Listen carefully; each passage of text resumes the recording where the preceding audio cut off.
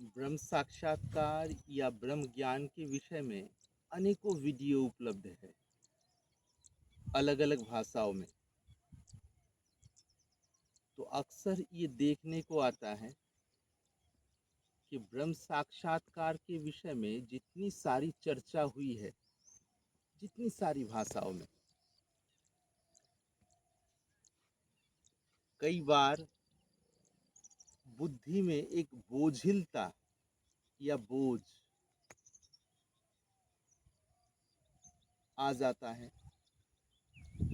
मन भाराक्रांत बनता है। अन्यथा थोड़ी नीची अवस्था में, थोड़ी निम्न अवस्था में झूठ, छल, कपट यही होता है।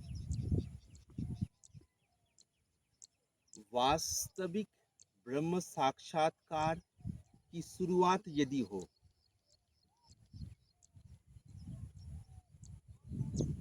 तब वो यो देह यंत्र है जिसमें मन, जिसमें बुद्धि, इन सब में सहज एक सरलता अपने आप आएगी। कारण मन जब इंद्रिय के अधीन होके अलग अलग विषयों में रमता है, तब इंद्रिय सुख को बरकरार रखने के लिए मन को कई प्रकार के हिसाब लगाना पड़ता है कि इंद्रिय सुख छूट ना जाए।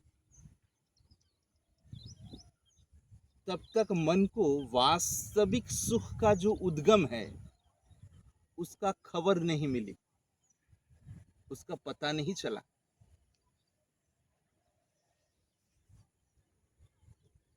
और जब मन को वास्तविक सुख का जो उद्गम है उसका पता चलने लगे, तब मन के जितनी सारी छल कपट है, लोग दूसरे के साथ व्यवहार करते वक्त करते हैं, उसी समय से पिघलने लगता है।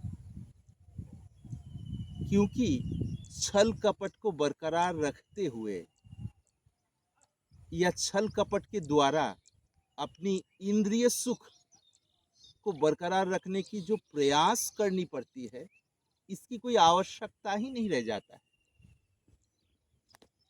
क्यों? क्योंकि मन की जो मूल है, उस मूल की अनुभूति शुरू हो गई। इसलिए आप लोग इस विषय में शंकाहीन, संदेह मुक्त होइए कि ब्रह्म साक्षात्कार हुए पर उस व्यक्ति में छल कपट, लोगों के सामने एक और पीछे एक, इस प्रकार की व्यवहार यदि दिखे तो अवश्य जानिएगा, भले कुछ भी हो जाए, कुछ भी अलौकिक क्षमता के अधिकारी क्यों ना हो, उनके अंदर अभी तक ईश्वरी अनुभूति की जो अंकुरन ये नहीं हुई। ब्रह्म साक्षात की जो प्रारंभ है, शुरुआत है, शुद्ध बुद्धि के धरातल पे, शुद्ध मन के धरातल पे उसकी शुरुआत ही नहीं हुई। इससे अच्छा यही है सहज सरल जिंदगी, खाते वक्त खाना, सोते वक्त सोना, अपनी जिम्मेदारियां जो है निभाते वक्त उसे ढंग से निभाया जाए, सभी के साथ सहज व्यवहार को लेके चला जाए, और जिस जिस जगह पे त्रुटियां है, गलतियां है, उसे सच्चे दिल से सुधारने की प्रयास किया जाए।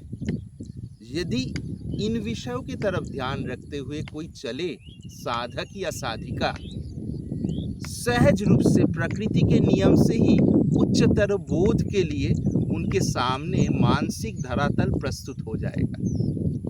ये खास बात है।